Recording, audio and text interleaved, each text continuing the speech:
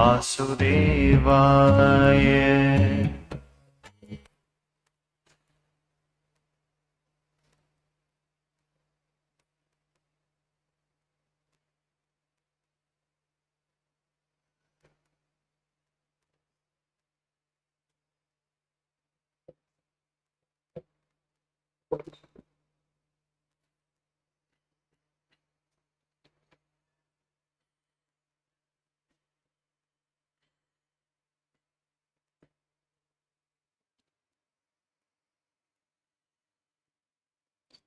Sarve bhavantu sukhinah, sarve santu niramaya, sarve bhadrani pashyantu, ma kaschit dukkha bhag bhavet. Om Asato ma sadgamaya, tamaso ma jyotirgamaya, mrityo ma amrutangamaya. Om Shanti Shanti Shanti.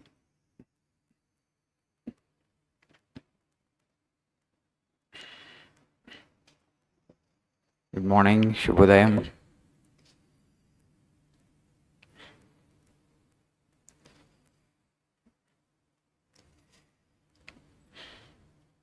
So today is the 36th class, the last class of the session.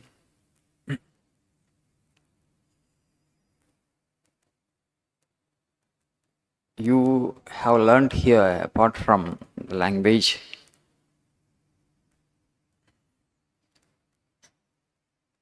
something very precious. I don't know whether you really understand the value of the thing that you have got from this place. You know, to get exposed to Vivekananda's teachings at this age is the greatest blessing of your life. It's not an ordinary fortune. Not many can have it, but in that way you're very, very fortunate. You might not have understood everything that I said here or everything that you have read here from this book. Because the quotes, some of the quotes are very, very deep. They are full of philosophy. This is the profound wisdom, the greatest wisdom and the highest wisdom. And you may have to read multiple times to get the essence of the quote. I mean, to be able to read between the lines.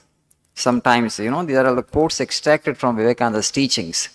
Sometimes you don't know the context of the quote, and that's why you may find it a little difficult to understand it. For that, actually, you have to read the complete works of Swami Vivekananda, because they run into 9 volumes. Vivekananda Swami Mottam Sandesham, 9 volumes, a complete work. It's an encyclopedia of spiritual wisdom. It's a very minor spiritual wisdom. You keep digging and you will get new wisdom, new gems of wisdom. So it's a great treasure of knowledge. I had the greatest intellectual joy when I first started reading Vivekananda. In our course, when I was in my PG, our professors only thought about the problems like, ecological problems like environmental pollution, global air pollution, water pollution, deforestation, desertification, global warming, ozone layer depletion. All these ecological and environmental problems I had studied. Then I asked our professor, then what is the future? No, you're only telling problems, you tell me the solution, I asked. He said the future of the humanity is bleak. In 1970s, when Massachusetts MIT professors, 2 of them wrote a book, The Closing Circle. I think if I remember, the author's name is Barry Commoner. The Closing Circle. What they predicted then was, the way we were consuming resources of the planet,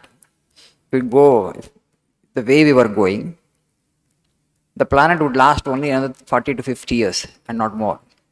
That was their predictions early 70s. Because the populations are growing, we are consuming so much of resources. So they predicted that the global warming and other things, ecological problems, will become so huge and it might lead to the huge disturbance in human society. So that's what they predicted. But of course, with the help of science and technology, because the fossil fuels also, coal and petrol, we also know that another 30, 40 years, maybe 50 years afterwards, over the resource we have consumed. If you don't develop the alternative resources with the pace at which actually we are exhausting the conventional resources, there will be a huge gap between the demand for energy and the supply. And that disturbs human society in such a way there will be wars. And through that, a lot of damage will happen to human societies in the sense that a lot of deaths will happen. That human populations numbers will come down significantly. That's what the prediction is. But that did not happen because of technological interventions. And also genetic engineering and biotechnology, you never thought that it would happen because now we are able to produce more in a small area because of this genetic engineering and biotechnology.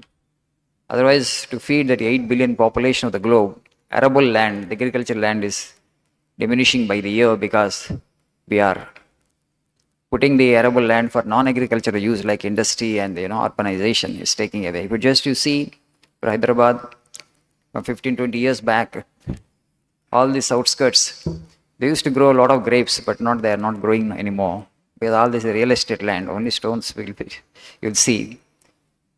It was the scene in every town. The outskirts of the town, vegetables, fruits, flowers, they used to grow. But now it all has become real estate land. They put only, it is stone slab, that's nothing else would be there. But still we are getting food because of this genetic engineering. So why I'm saying this, so then I had a thought then, if future is bleak, then who created this universe? Why did he create, whoever created this universe? So that's how actually I got introduced to philosophy and I read Vivekananda Swamiji's Jnana Yoga.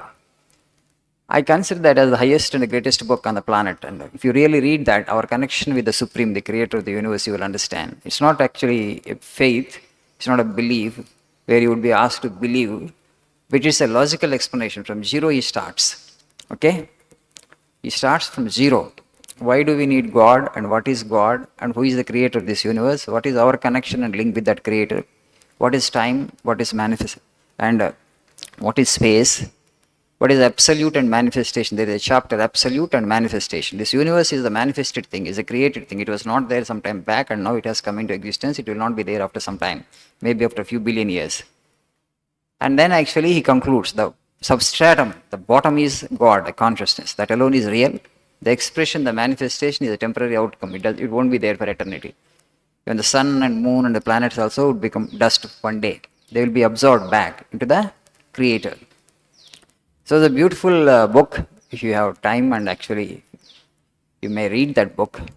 So what I want to say is, I have covered only maybe 1/10 of the quotes of this book. In this book, the remaining quotes you have to read on your own and make Vivekananda your guide, your philosopher, friend, companion for life. You will gain immensely. Okay? అర్థం కావట్లేదని పక్కన పెట్టకండి, మళ్ళీ చదవండి. That will nourish your brain and it will strengthen your brain with positive energy.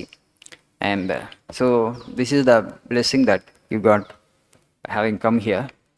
So English you can learn anyway, you will learn it definitely. So some of you may be with us, some of you may not be with us from the next session onwards, and those who will not be with us, our good wishes and blessings of this place will be with them. Hope our teachers have done a good job and that is to your satisfaction. As the students who wish to continue here after getting promoted to the next level, I extend a hearty welcome to them for the next session. Please give us the pleasure of your company for some more time. Okay? Thank you for giving us this little chance to serve you. As Swamiji says, would say service to man is service to God. That is the spirit with which we want to serve here. You have given us an opportunity. You have made us blessed. We deem it as a privilege to serve you. So thank you. All the best for your final exam and viva hours. May God bless you.